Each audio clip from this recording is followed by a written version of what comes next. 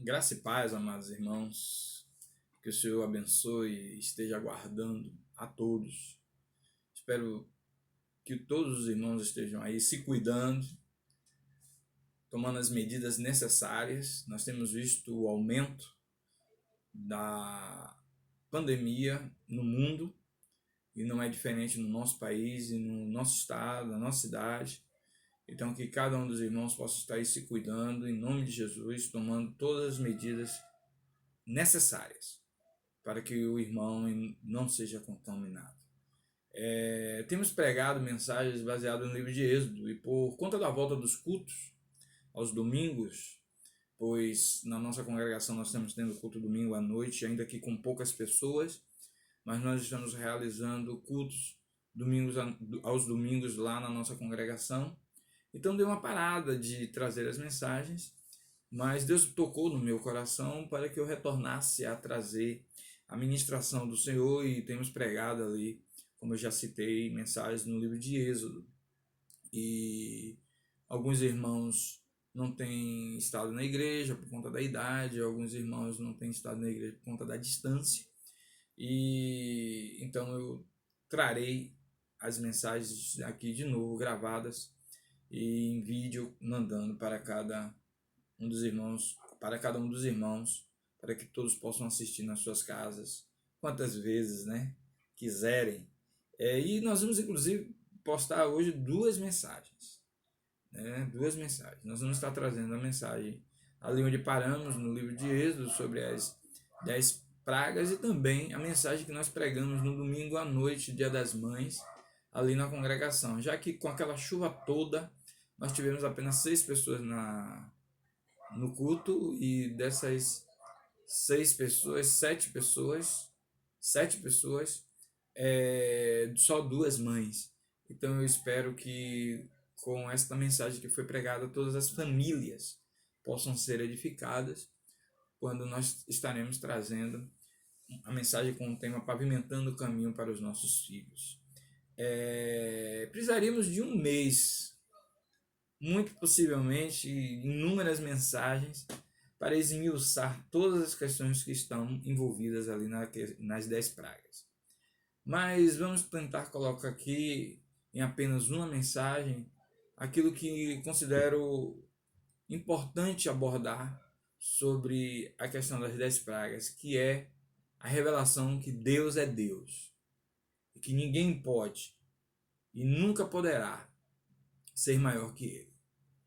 O texto da palavra do Senhor para a ministração está lá em Êxodo, capítulo 7, versículos do 1 ao 13. A palavra do Senhor diz o seguinte: Então disse o Senhor a Moisés: Eis que tenho posto por Deus sobre o Faraó, e Arão, teu irmão, será o teu profeta. Tu falarás tudo o que eu te mandar, e Arão, teu irmão, falará a Faraó, que deixe ir os filhos de Israel da sua terra. Eu, porém, endurecerei o coração de Faraó e multiplicarei na terra do Egito os meus sinais e as minhas maravilhas. Faraó, porém, não vos ouvirá. E eu porei minha mão sobre o Egito, e tirarei os meus exércitos, o meu povo e os filhos de Israel da terra do Egito com grandes juízos. Então os egípcios saberão que eu sou o Senhor, quando estender a minha mão sobre o Egito e tirar os filhos de Israel do meio deles. Então fez assim Moisés e Arão, como o Senhor lhe ordenara. Assim fizeram. E Moisés era da idade de 80 anos, e Arão da idade de 83 anos, quando falaram a Faraó. E o Senhor falou a Moisés e a Arão, dizendo: Quando Faraó vos falar, dizendo: Fazei por vós algum milagre, dirás a Arão: Tomai a tua vara e lança diante de Faraó, e se tornará em serpente. Então Moisés e Arão entraram a Faraó, fizeram assim como o Senhor ordenara. E lançou Arão a sua vara diante de Faraó e diante dos seus servos, e tornou-se em serpente. Faraó também chamou os sábios, os encantadores, os magos do Egito. Fizeram também o mesmo com os seus encantamentos, porque cada um lançou sua vara. E tornaram-se em serpente, mas a vara de Arão tragou as varas deles. Porém o coração de Faraó se endureceu e não ouviu como o Senhor tinha dito. Oremos ao Senhor. Querido Deus, amado Pai, louvado, exaltado para todo sempre seja o vosso nome. Usa, meu Pai, como instrumento teu. Que haja esse reconhecimento no meu coração, no coração dos teus servos. Não há nada maior do que Deus. Nada pode contra Deus. E quando Deus estabelece a sua vontade, a sua vontade se realizará. Ó Pai, usa-me como teu instrumento hoje e sempre, em nome de Jesus. Amém. Amém. Deus não apenas resolveu tirar o seu povo da escravidão do Egito, mas também mostrou como é poderoso para fazer a sua obra e a sua vontade. É interessante que nós vamos falar sobre as 10 pragas e a mão de Deus sobre Faraó e sobre os egípcios, mas só esse texto, irmão, já revela a grandeza de Deus. Quando Deus nos chama e nos coloca em sua obra, quando Deus nos chama e nos coloca no seu ministério, quando Deus nos chama para fazer algo para o crescimento do teu reino, Ele supre todas as questões, todas as necessidades. Ele nos reveste de poder. E ali a gente pode ver Faraó chamando os magos para fazer o mesmo que Deus fez através da vara de Arão, que era tornar a vara em serpente. Os magos conseguiram, porque as obras das trevas, irmãos, estão aí mesmo, enganando a muitos. Mas a gente pode ver a gloriosa vontade, o glorioso poder, a ação de Deus, quando aquela serpente que veio da vara de Arão engoliu todas as outras serpentes. É um exemplo magnífico dentro do estudo sobre as pragas, que Deus é maior que tudo. Deus mostrou que homem algum pode conter a sua autoridade, o seu poder. Com os 10 atos, Deus destruiu a arrogância de um rei, a influência de deuses pagãos, o trabalho de líderes malignos, magos, encantadores, que estavam ali no Egito e eram as vozes dos cultos praticados no Egito, eram os sacerdotes dos cultos praticados no Egito. Ele destrói um império, ele destrói uma grande nação pagã e idólatra. Tudo isso usando homens comuns, como eu e você, que ele chamou, que aceitou o seu chamado, que foi à presença de Faraó, e através da mão forte de Deus, fez com que Faraó e o Egito ouvissem a sua voz. Homens como nós, que usados por Deus, pôde levar ao Egito aquilo que nós precisamos levar a este mundo. A palavra que Deus é Deus e que nada é maior do que Deus. Faraó, na sua arrogância, os egípcios como um império, o Egito como um império na sua arrogância, achava que poderia bater de frente com Deus ou até pensava que estava apenas lidando com escravos, apesar de Moisés ser tratado como filha da filha de Faraó, parte integrante ali do palácio do Egito, mas agora ele era estava em outra posição, outro patamar. Moisés agora estava no lugar daquele que era usado por Deus para livrar o povo. Arão estava ali na figura de alguém que era um auxiliar importante, mas com toda a carga da escravidão que estava sobre o povo de Israel. Homens comuns, mas que tinham uma mensagem para dar. E que essa mensagem seria estabelecida ainda que Faraó não acreditasse, não aceitasse, não quisesse, esta mensagem seria estabelecida. Existe uma parte significativa de estudiosos do livro de Êxodo que relaciona as devastações pelas 10 pragas, a devastação, a crença politeísta que se estabelecia no Egito, relacionando pragas a deuses que os egípcios cultuavam. Eu quero trazer rapidamente essas comparações, pois é muito interessante. A primeira praga, e nós já vamos entender também a ordem das pragas, ouvir um pouco sobre a ordem das pragas. A primeira praga, a água em sangue. A água do Nilo tornou-se sangue. O texto diz, irmãos, não vamos ler todos esses textos, irmãos podem ler na casa de vocês, lá, Êxodo 7, 17 a 18, fala sobre a água tornando-se em sangue. A Bíblia diz que os egípcios cavaram poços para encontrar água, porque a água que que estava ali no Jordão, no Nilo, desculpem, a água que estava ali no Nilo, que era usada, já não podia ser mais usada porque tinha se transformado em sangue. Havia uma afronta, aquela praga era uma afronta ao deus Ap, também chamado como Apis, o deus do touro, o deus do Nilo. Também Isis, deusa do Nilo. Crum, Irã, deus guardião do Nilo. Entre outros deuses que os egípcios cultuavam como deuses do Nilo. Esses deuses, assim como todos os outros que nós vamos citar, que não puderam fazer nada contra todas as pragas que o Senhor colocou, porque era a mão forte de Deus posto sobre o Egito. A segunda praga, a praga das rãs, está registrada lá em Êxodo 8, 1 a 4. Era uma afronta ao Deus cultuado pelos egípcios com o nome de Hequete, que era uma deusa do nascimento. Ela tinha a cabeça de um sapo, ela era simbolizada, a imagem dela tinha a cabeça de um sapo, era muito cultuada naquela época no Egito.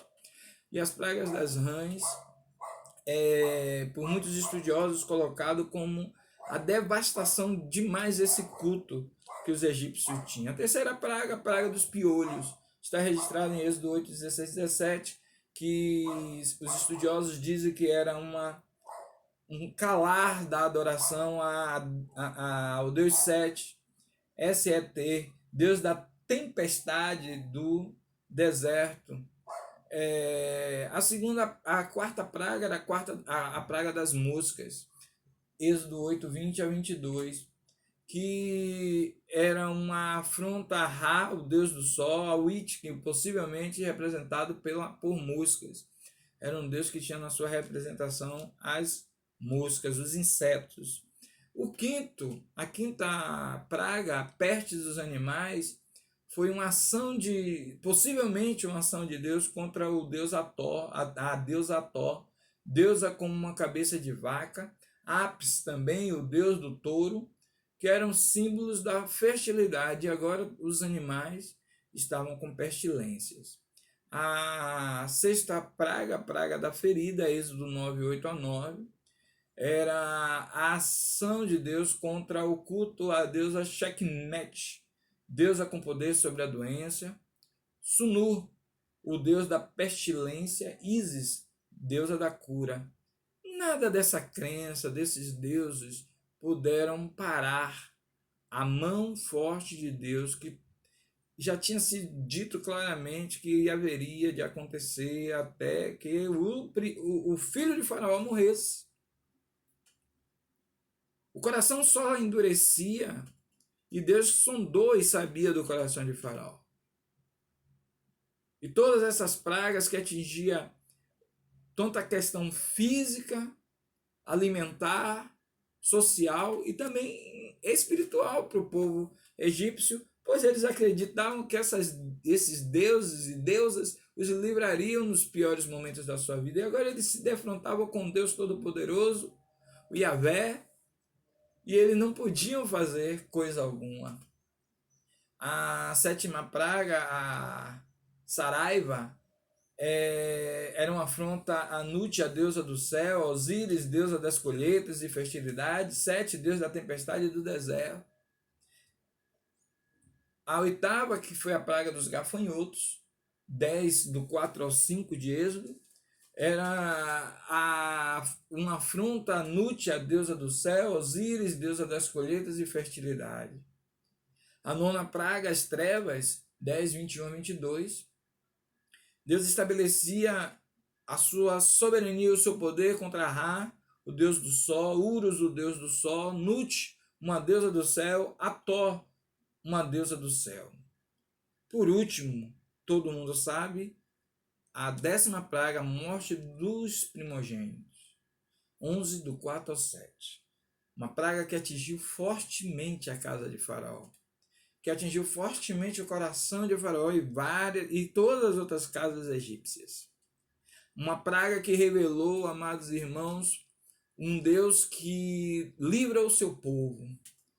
Revelou, irmãos, o tipo do sangue de Cristo, o sangue do Cordeiro, espargido em nossas vidas, como foi espargido nas portas, através daquele ato que os judeus espargiram o sangue nos umbrais das portas, já lembrado aqui em uma mensagem anterior, que foi, amados irmãos, a morte do primogênito, uma afronta a mim, Deus da reprodução, a Equete, deusa que atendia mulheres no parto, Ísis, deusa que protegia as crianças, e, sobretudo, ao filho de Faraó, primogênito de Faraó, que era considerado um deus pelos egípcios, era cultuado como Deus pelos egípcios. Porém, o Deus Todo-Poderoso não lhe poupou a vida. Apesar dessa linha que estudiosos ensinam e pregam sobre essa crença tão fortemente cultuada no Egito da idolatria, para mim é um pouco mais simples, irmãos.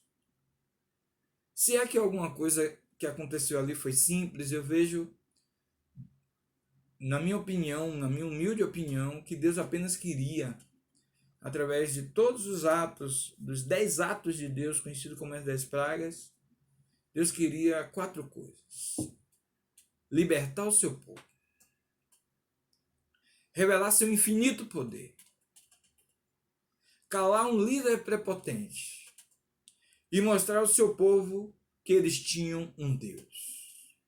Essa lição, irmãos, ou essas lições que Deus queria dar ao Egito, precisa ser meditada no dia de hoje. Nós temos um Deus que liberta o seu povo, um Deus que tem um infinito poder, um Deus que cala toda sorte de prepotência e um Deus que se revela ao seu povo para que seu povo saiba que que o seu povo tem um Deus. Nós temos um Deus. Um Deus libertador, um Deus poderoso e um Deus que cala toda e qualquer prepotência. Ainda que muitas pessoas queiram correlacionar e há um caminho que é possível que a ação das 10 pragas tenha sido diretamente para destruir toda sorte de culto politeísta que havia no Egito, indubitavelmente, queridos, Deus queria também revelar algo espiritual importante através daquele ato mais simples, talvez, que, repito, se é que algo é simples ali, que era libertar o seu povo, revelar seu infinito poder, calar um líder prepotente, mostrar ao seu povo que eles tinham um Deus. As 10 pragas cumpriram essa função. Cumpriu completamente, sem esquecer que essas características continuaram notadas na caminhada do povo no Egito. Na caminhada do povo no Egito, na Terra Prometida, no deserto, para a Terra Prometida, na caminhada do povo no deserto para a Terra Prometida, essas características, irmãos, continuaram a aparecer. Por várias vezes a libertação de Deus para o seu povo foi vista ali através da água que brotou da rocha, do mar que se abriu ao meio, da coluna de fogo, da coluna de nuvem, do maná que desceu do céu. Toda a caminhada, irmãos, mostrava o libertador conduzindo o seu povo. O poder de Deus manifesto.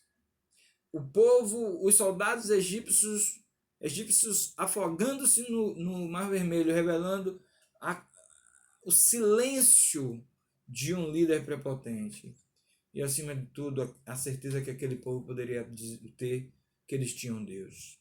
Então, as 10 pragas podem também ser vistas como um início poderoso para uma conquista tão poderosa que foi a conquista da Terra Prometida. Quando a gente observa as pragas, irmãos, elas estão divididas em 4 blocos. As 3 primeiras pragas, e eles têm um senso comum, os blocos. Primeiro, Deus, pela manhã, traz pragas, a primeira praga de cada bloco.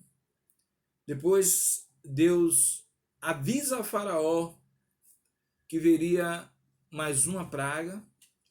Em terceiro lugar, sem nenhum aviso, as a praga chega aos egípcios e bate de forma forte no povo, no seu líder, de forma contundente. As pragas aparecem no meio do povo do Egito.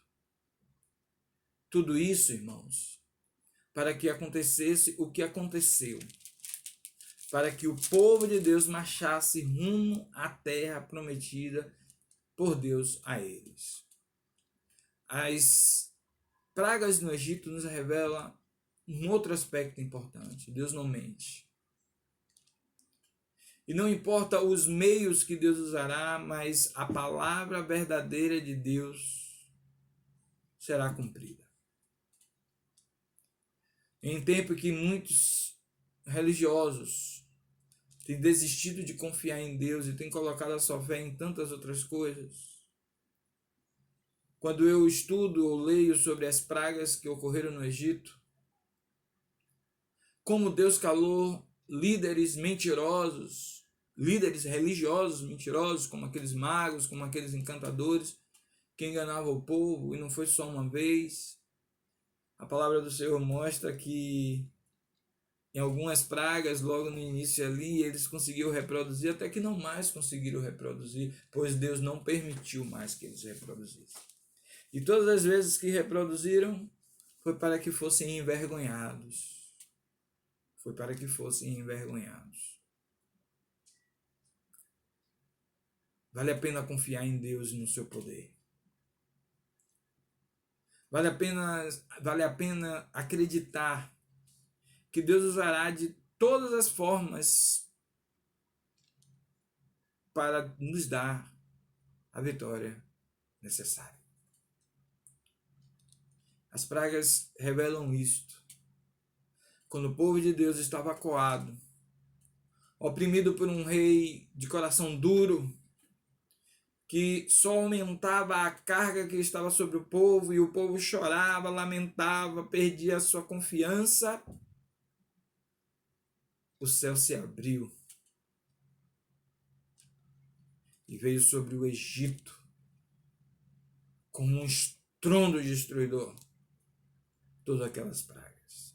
Há um outro aspecto sobre esta questão das pragas que eu gostaria de chamar a atenção.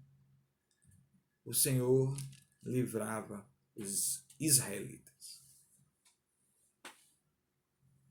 A Bíblia diz que aquele que está em Cristo não sofrerá nenhuma condenação. Quem está em Cristo não sofrerá a condenação. E nós precisamos crer nisto. A nossa vida em Cristo, o nosso caminhar com Cristo, deve nos mover a esta confiança, a esta fé, de que nenhum mal, nada acontecerá sobre a vida dos que creem. Que Deus nos abençoe, que Deus nos guarde e que nós possamos entender